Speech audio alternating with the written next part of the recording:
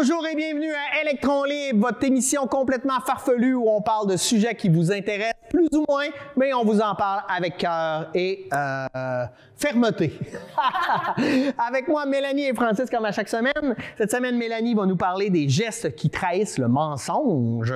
Je vous donnerai quelques astuces de cuisine et Francis va nous parler d'informatique. Mais avant ça, coup de cœur, coup de gueule, coup de masse. Mélanie, qu'est-ce que tu as à nous dire? Moi, je donne mon coup de cœur à ma fille, à ma relation mère-fille, à mon fils aussi, là, mais ça, c'est pas de ça qu'on parle, mais à ma fille qui grandit, qui devient une femme que j'essaie d'accompagner en tant que nouvelle petite femme dans toute l'adversité, ce qui vient avec, mais dans tout le beau aussi, dans l'évolution dans laquelle on est, puis dans nos combats. Puis je la remercie de m'avoir prêté son chandail. Ah, elle voulait pas. Elle voulait pas, mais bon, elle me l'a prêté.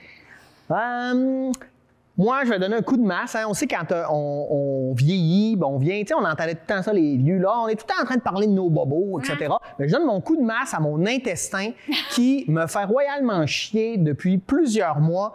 Puis, c'est le cas de le dire, là. Non, oui, c'est le cas de le dire. Puis, c'est ça. J'ai l'impression qu'on va traîner ça longtemps. Rien de grave, assurez-vous. Okay. Mais quand même, des désagréments, des choses que je ne peux plus manger. Puis, je trouve ça triste parce que j'aime manger, moi, dans la vie. Francis.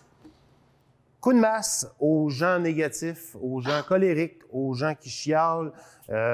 Oui, on est un peu plus isolé, on vit des choses historiques, tout le monde le sait. Donc, on a besoin de socialiser autrement, malheureusement, par divers appareils ou réseaux sociaux. On se fait contaminer de négativisme. Donc, voilà, coup de masse. Je t'ai écœuré, je t'en ai. Je serai négatif moi-même, je t'aboute là. Ouais. Je suis plus capable. Tu sais que tu as le libre arbitre de ne pas les lire. Voilà, j'en ferai d'ailleurs une chronique. Ah, d'accord. Ben, je te lance, Francis, tu veux nous parler d'informatique. C'est tout ça que tu veux nous parler? Exactement, je vais en parler par la bande. Tout d'abord, je ne ferai pas une chronique sur des outils, sur des choses technologiques. On n'a pas une émission qui est en direct. Donc, je m'excuse du scoop que je vous mentionne à ma TV, Télé du Haut-du-Lac. On n'est pas en direct. Donc, voilà, si je vous annonce quelque chose, je vous parle d'un produit, ça devient obsolète dans un claquement de doigts. Et nécessairement, ce serait vraiment quelque chose qui ne serait pas opportun. Par contre, je vais vous parler tout d'abord les visios, les outils visio qui ont été développés. On en a parlé antérieurement déjà, j'y reviens. Ça a été quoi les plateformes que vous avez utilisées et quel plaisir avez-vous eu avec certaines plateformes? Parce qu'au départ, on s'entend que, bon, ce qui revient, c'est Meet, c'est Teams, c'est Zoom, c'est VIA, c'est, bon, vous en connaissez sûrement 4 autres, chacun que vous pourriez nommer. Et on apprend que c'est un art. Je vais nommer ça comme ça. Si vous avez une réunion entre amis, on l'a fait avec Pierre, avec nos amis. Si tu as 2 heures de rencontre sur Zoom, mettons, et que les premières 40 minutes, ça peut devenir cacophonique. Quand tu fais un quand tu fais un ouais. Tu manges des chips. Tu manges des chips. Quand il y a un son qui embarque pendant que quelqu'un parle, que le son se promène, on se coupe. Donc, ça, il y a une façon de faire qu'il faut apprendre et ça, c'est pas toutes les plateformes qui sont égales. Il y en a qui sont plus complexes, qui demandent une inscription sur, par exemple, Google, Microsoft Windows. Il faut que tu aies un abonnement, donc ça te permet de te loguer. Ça a été extrêmement complexe, mais on commence tranquillement à devenir meilleur, même nos parents. Absolument. Je citerai ma mère qui, la première fois, on lui a dit, on ferait une petite rencontre pour se voir. Ma mère est seule à la maison, ma soeur est à l'extérieur. Les premières fois, ça a été vraiment difficile de la convaincre. C'est ça la rencontre? À peu près ça, finalement. Mais au final, ça a été quand même quelque chose d'intéressant et elle a apprécié, je pense. Ensuite, attention aux informations qu'on donne.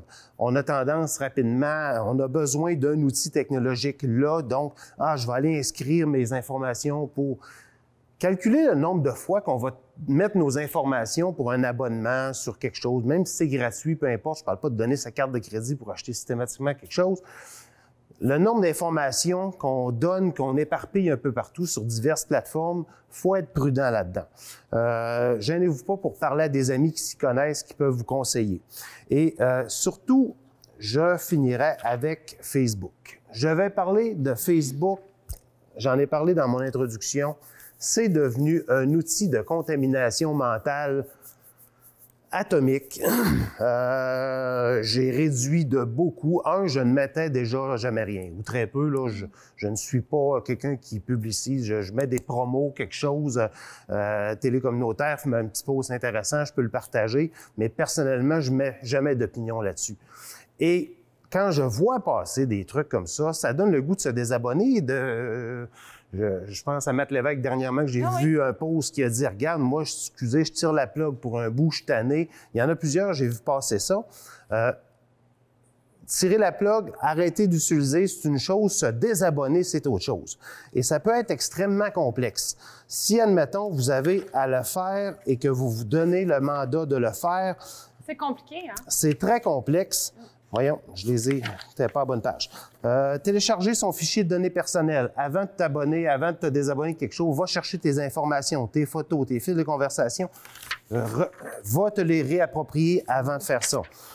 Les informations de paiement que tu as pu faire éventuellement, l'historique de localisation, le numéro de téléphone, tes coordonnées. Donc, allez voir sur le site françoischaron.com.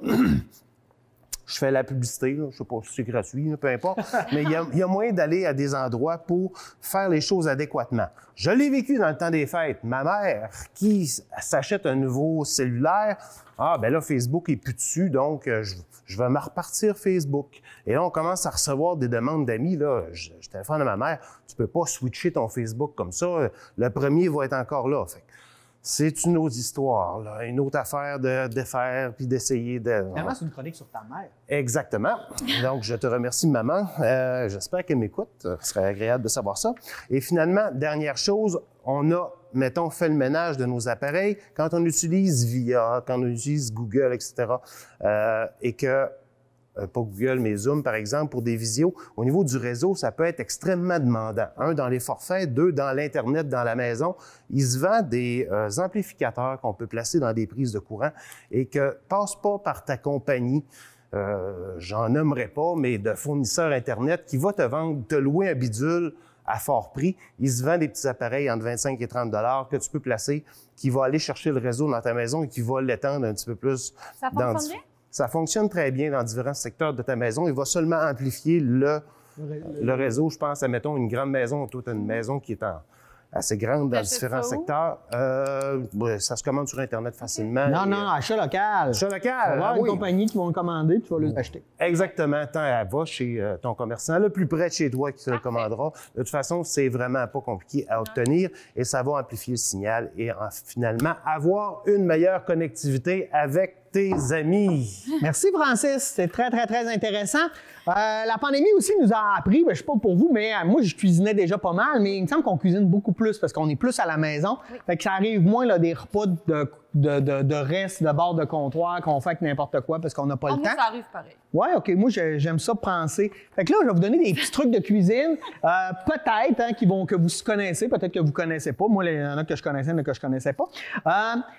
Et des fois, ça peut aussi aider pour votre santé. Hein? Entre autres, à l'automne, quand c'est le temps des pommes, là, il y en a plein, puis les pommes sont pas chères. Achetez beaucoup de pommes. Là, tu dis, ouais, mais je vais les perdre, mes pommes, je suis tanné de manger de la compote, des tartes, etc. Non, mais tu peux te faire des chips de pommes. Super simple. Tu tranches tes pommes finement à la mandoline, tu mélanges ça avec du jus de citron, tu mets du sucre, de la cannelle ou rien, là, dépendamment de tes goûts. Tu mets ça sur une plaque 1 heure dans le four à 250. Tu as des chips de pommes qui se conservent éternellement. Ou tu as un déshydrateur. Moi, j'ai un déshydrateur personnellement, ça fait encore mieux, c'est moins long. Mais, wow, ça, c'est une bonne idée. Tu dis moins long, mais c'est assez long, une opération de déshydratation. Oui, ben, quand tu en mets beaucoup, plus tu en mets, plus c'est long. Donc, il y a de quoi de normal là-dedans. La cassonade, hein? La cassonade qui durcit. Qu'est-ce qu'on fait avec ça? Qu'est-ce qu'on fait? Demande-moi les pas, parce que je vais te le dire! Ah oui! L'idéal, hein, c'est pour la faire ramollir, hein, il faut utiliser la chaleur et l'humidité. Donc, vous pouvez la faire chauffer au micro-ondes ou simplement mettre un morceau de pain ou un morceau de pomme que vous le mettez 24 heures. Après ça, vous l'enlevez, puis elle va être redevenue parfaitement normale. C'est vraiment efficace puis rapide. Qui lit encore des magazines ici? Mon chum. Oui? OK. Bon, ben, je suis pas dans la bonne crowd. Mais il y a plein de monde qui lisait des magazines qui ne lisent plus. Qu'est-ce qu'on peut faire avec nos vieux racks à magazines qu'on avait sur le bord de la toilette qui ne servent plus? Eh bien, vous n'avez pas le panneau où vous mettez toutes vos tôles à biscuits, là. Ils sont tout le temps mélangés. Puis là, ça fait du bruit. Tu les mets dans ton rack à magazine. Ça fait super bien que tu mets ça là-dedans. C'est propre, c'est simple, super simple. L'automne, le temps du maïs, hein? Oh, on veut faire une épluchette, on n'est pas super équipé, c'est long faire bouillir, là, on va faire 2-3 batchs. Non, quelque chose de super simple. Tu prends un col, là, une glacière, OK? Tu l'ouvres, tu la remplis de maïs, tu remplis ça avec des bouilloires d'eau bouillante, tu refermes ça 30 minutes. Ah. Après ça, tu rouvres le bas, tu laisses l'eau écouler, le maïs va rester chaud et cuit. Il va rester chaud pendant 2 heures et il va être cuit. Tu m'as niaise, c'est bien le fun, Non, ça. extraordinaire. Faire du bacon. Tu sais, tu fais du bacon, ça pète, là, ça te revole dans la face d'un œil, etc. C'est pas trippant. Ce que tu fais, tu mets un quart de tasse d'eau dans ton plat. Ah ouais. Là, vous dites, ben voyons donc. Ça a l'air étrange, mais ça marche. L'eau empêche la graisse de gicler. Puis une fois qu'elle est évaporée, on en retient du bacon extra croustillant. Moi, ça le fait dans le Oui. Comment éplucher et hacher un oignon sans pleurer? Super simple. Tu mets l'oignon au congélateur 10-15 minutes avant de le trancher et voilà, c'est réglé. Si tu veux nettoyer efficacement des fruits, on en parlait dans une autre émission, comment il faut avoir de la cochonnerie sur les pots de fruits. Hein, tu les mets dans un récipient d'eau avec une tasse de vinaigre, tu les laisses 10 minutes là-dedans, tu les rinces, tout est beau. Savez-vous qu'on peut faire cuire des chips, au micro-ondes? Intéressant. Tu tranches tes patates avec ta mandoline, hein, ça fait des petits morceaux. Tu mets ça entre du papier parchemin avec un petit peu d'huile, tu mets ça 5 minutes au micro-ondes avec un assaisonnement préféré. C'est magique. Du céleri mou, tu sais, du vieux céleri mou, là, c'est qu'on fait avec ça à part de la soupe. Tu as le goût de croquer du céleri, de faire de quoi? Super simple. Tu les plonges dans l'eau froide et tu leur redonnes vie. On peut ressusciter un céleri mou. Bouteille de ketchup. Tu sais, on a des bouteilles de ketchup, là. Là, après ça, on recycle ça. Non, gardez-la, c'est extraordinaire. Tu fais ta pâte à crêpes là-dedans, ta pâte à pancake, tes affaires. Tu peux te faire des raclettes de déjeuner. Tu mets ça, c'est super simple, ça se conserve quelques jours là-dedans, c'est extraordinaire. Enlever la peau des tomates. Oh, ça, c'est difficile. Hein? Ça, c'est difficile. Qu'est-ce qu'on fait? Je vais te le dire, mais je te le dis. Tu me diras pas. Tu plonges dans l'eau bouillante, tu sors de l'eau bouillante, tu les mets dans l'eau glacée, puis le choc thermique fait que la peau s'en va presque tout seul. Après ça, ça s'enlève, mon Dieu, comme un ongle rongé. Tu sais plus quoi faire avec tes boîtes d'œufs et tes coquilles d'œufs. Qu'est-ce qu'on fait? Tu gardes ta boîte d'œufs, tu laisses tes demi-coquilles d'œufs, si tu ne les as pas compostées, dedans. Tu mets de la terre et tes semis. C'est super nourrissant. Tu peux faire pousser des plantes au printemps. Tu peux tout partir tes semis chez vous. Sur le bord de la fenêtre, ça marche excessivement bien. Peler l'ail. Tu sais, puis là, tu enlèves ça, puis là, tu pues des doigts. Qu'est-ce qu'on fait pour peler l'ail? C'est super simple. Hein? On coupe la queue. Après ça, on la met dans un sac en plastique, puis on brasse le sac, puis si tes doigts puent un peu, là, tu le frottes sur le bord du lavabo. Ouais. Ça part sur l'inox. Non, mais sur l'inox. L'inox, ça part. L'odeur, ça Oui, va? tout part. En tout cas. Faire pousser des échalotes, des oignons verts, super simple. Hein? Quand tu coupes ta tête, tu la coupes un peu plus longue, tu la mets dans l'eau et ils vont repousser. Fait qu'un pack d'échalotes, tu peux faire facilement 10 packs d'échalotes si tu es patient. Super simple, ça marche. Débarrasser des mouches à fruits. Hein? Tu vois, les mouches à fruits, c'est dégueulasse. Il y a plein qui ont des techniques. La plus efficace, selon ce que j'ai trouvé, c'est de mettre un petit pot avec un fond de vinaigre de cidre et quelques gouttes de savon à vaisselle. Ça va régler ton problème de mouches à fruits jusqu'à ce que tu rajoutes des fruits. Pourquoi? C'est complexe. Je pourrais te l'expliquer facilement, mais j'aurais peur de tous vous perdre. En fait, ils sont attirés par le sucre du cidre, puis ils meurent dans le savon à vaisselle. Et voilà. Okay. Complexe de même. C'est ça. Comme quand toi, tu avais le goût de boire du savon à vaisselle, là, puis ça t'a... C'est ça, fait que explorer la cuisine, c'est fun, il y a plein de trucs qu'on peut se donner. Hein? Puis quelque chose que j'ai fait, que j'ai appris aussi dans l'émission La table au goût du lac, c'est comment faire mes jaunes d'œufs. Tu sais, avant, moi, j'avais de la misère avec les coquilles, là, je faisais ça. Hey, tu sacs ta main dans le plat, puis tu prends ton jaune d'œuf. C'est la manière la plus simple et simpliste, ça marche à tous les coups. Wow! Merci encore à Johnny Guillemette qui m'a donné ce beau truc. Mélanie, maintenant, on va t'envoyer, on va te laisser nous parler de tous ces gestes qui trahissent le mensonge. Là, je vous observe. Regarde, t'es confiant, tu penses que ta blonde ou ton chum te trompe. Wow. Hein, tu veux éviter d'assumer une responsabilité parce que tu as fait quelque chose de mal ou encore tu veux dissimuler un secret embarrassant. Il y a vraiment, dans le fond, le mensonge peut être déguisé par une fausse vérité. Hein, une fausse vérité devient un mensonge. Ça veut dire que j'ai dit une phrase qui se pouvait complètement pas. Mais bon, c'est pas grave. Ça paraît que t'es prof aussi. Je suis super... Viré. Bon, bref. S'il peut être difficile de reconnaître le discours mensonger, les gestes peuvent parfois le trahir. J'ai trouvé des explications, en fait, d'un spécialiste du langage corporel. Oui, exactement. Joe Navarro est un ancien agent du contre-espionnage du FBI.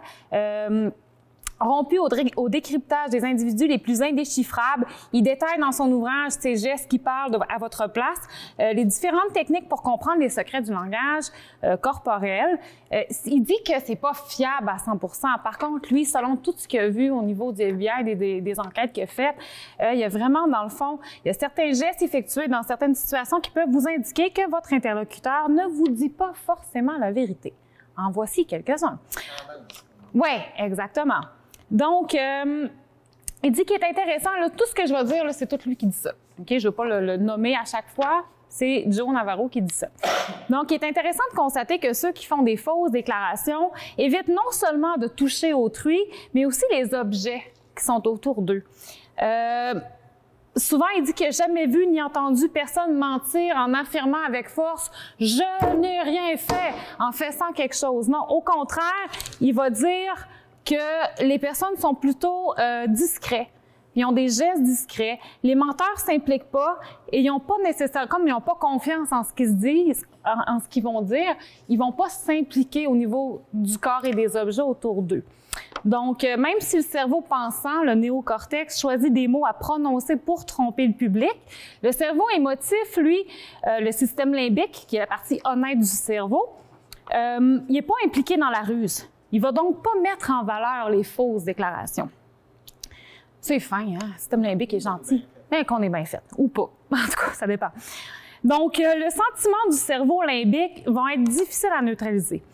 Tu sais, essayez de sourire sincèrement à quelqu'un que vous aimez pas, profondément, là. C'est difficile. Vous n'arriverez pas. C'est pas vrai, j'ai réussi à te sourire, Pierre. Non, mais c'est vrai. Tu sais, quand tu arrives face à quelqu'un, tu dis « Oh mon Dieu, mon Dieu, mon Dieu, faut pas que ça paraisse, faut pas que ça paraisse. » Ça paraît tout le temps. On va toujours s'en rendre compte. Puis souvent, on s'en rend compte quand on connaît vraiment bien la personne avec qui on est, qui veut pas que ça paraisse, justement. Donc, l'attitude de supplication. Qu'est-ce qu'on fait quand quelqu'un... C'est quoi le premier geste, mettons, qui vient... On est dans une église qui est désacralisée. Donc, c'était quoi quand on implore Dieu? Qu'est-ce qu'on fait? Voilà! Les paumes en l'air, OK? Ça, il faut regarder ça. Lui, il dit que quand on a les bras tendus devant soi, les paumes tournées vers le ciel, c'est une manifestation de supplication. Donc, les croyants tournent les paumes vers Dieu pour demander grâce. Même les soldats capturés vont lever « Hey, tu sais, je lève les mains en l'air. » Donc, ce comportement apparaît aussi chez ceux qui émettent une affirmation qui veulent que vous les croyez. Je te le dis, c'est vrai. C'est vraiment vrai. On a tendance à lever les... C'est moi, c'est ça. Donc, quand il fait une déclaration qui est fausse, vérifiez si les paumes sont tournées vers le haut ou tournées vers le bas.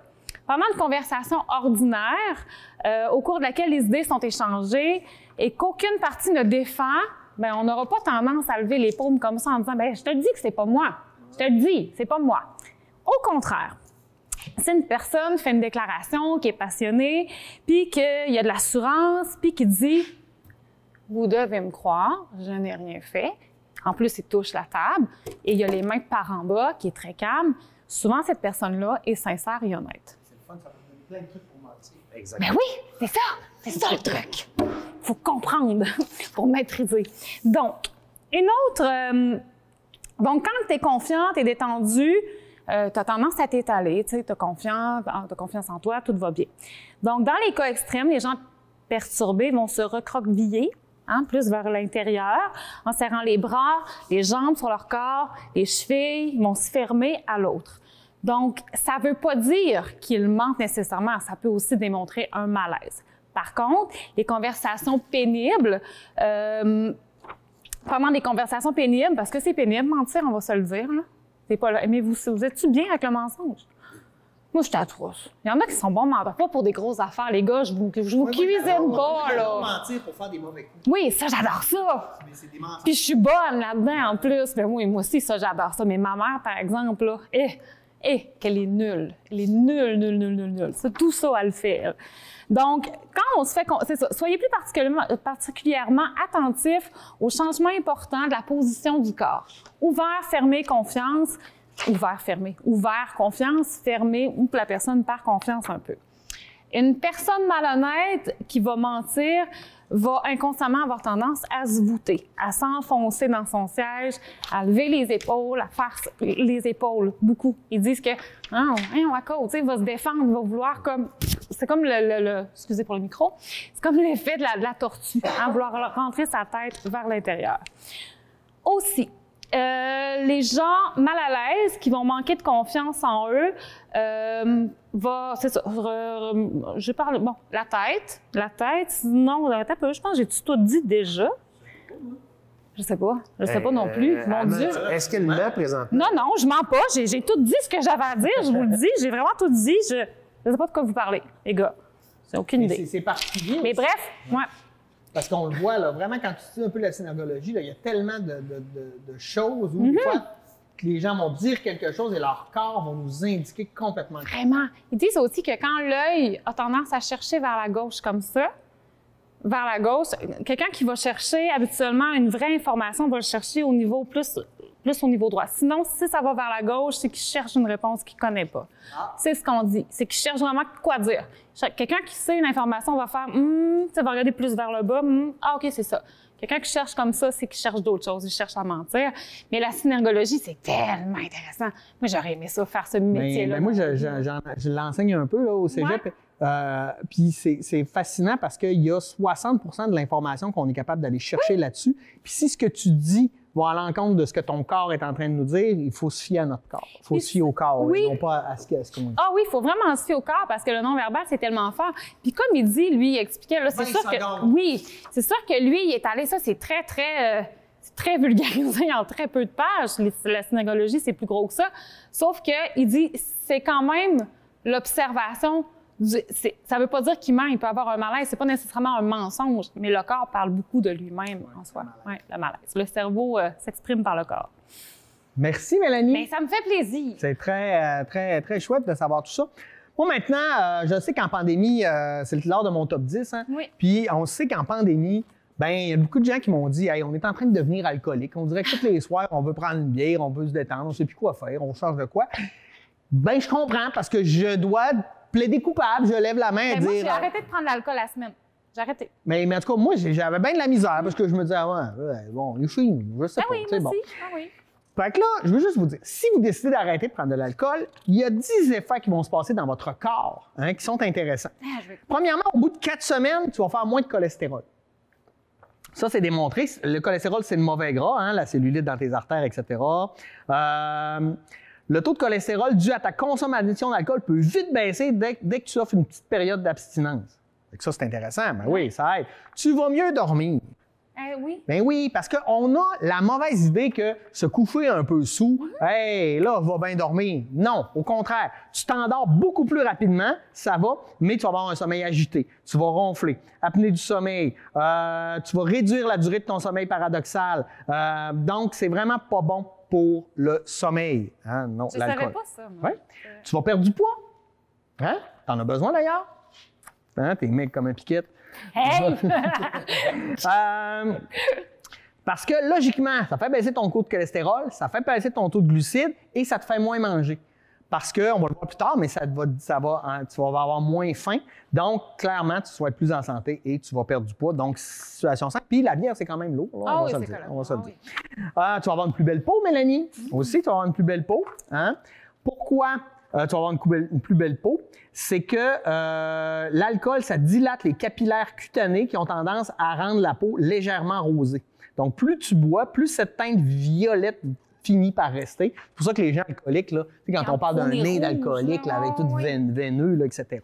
Donc, ta santé globale va être moins dégueulasse, parce que moins boire d'alcool, ça réduit considérablement les risques de maladies cardiovasculaires, de diabète, de rhumatisme, de calculs rénaux, et aussi, ça va aider ton foie à vivre plus longtemps.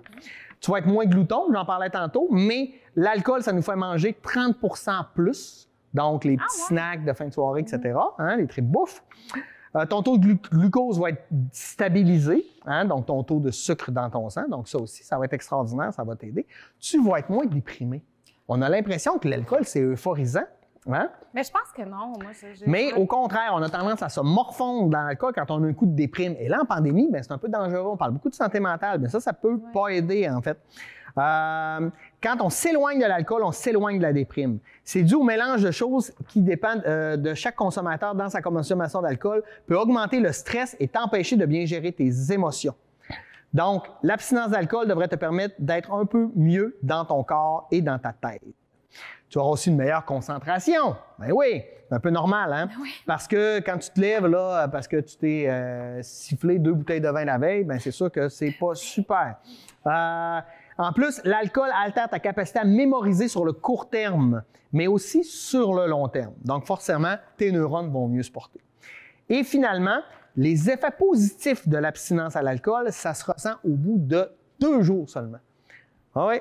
On parle d'une grande consommation d'alcool ou d'un verre ou 2 par soir, mettons? Bien, ce qu'il faut, je l'avais l'information, là, quand on parle d'alcoolisme, hein, c'est une habitude, OK? Ouais, on commence à être considéré comme alcoolique quand on consomme plus de 2 verres par jour chez la femme et 3 verres chez l'homme. Donc, une petite bière en apéro, une fois par jour, c'est pas considéré comme alcoolique. Mais c'est souvent, on va prendre un petit verre de main, on va prendre un petit shooter. On finit-tu la bouteille de rhum? Non, ben là, il se comprend.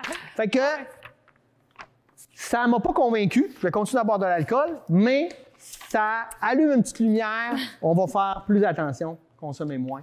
Pour ma part, plus facile de dire je vais prendre 3 jours de la semaine, lundi, mardi, mercredi, où je ne prendrai pas d'alcool et garder le jeudi au dimanche, mais moi, que de dire vendredi, samedi, je fais exactement. Plutôt que de dire je fais 4 semaines d'abstinence. Non, exact. Non, mais c'est encore mieux parce que l'idée d'une bonne habitude, c'est de la conserver dans le temps et pas donner un coup de barre puis après ça, on va prendre ses mauvaises. Exactement.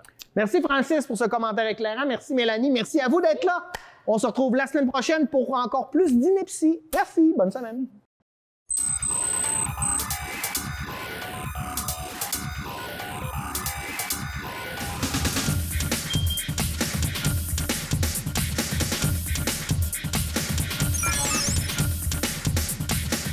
Moi, je travaille en français. Moi, je travaille en français. Moi, Je travaille en français. Moi, je travaille en français. Moi, je travaille en français.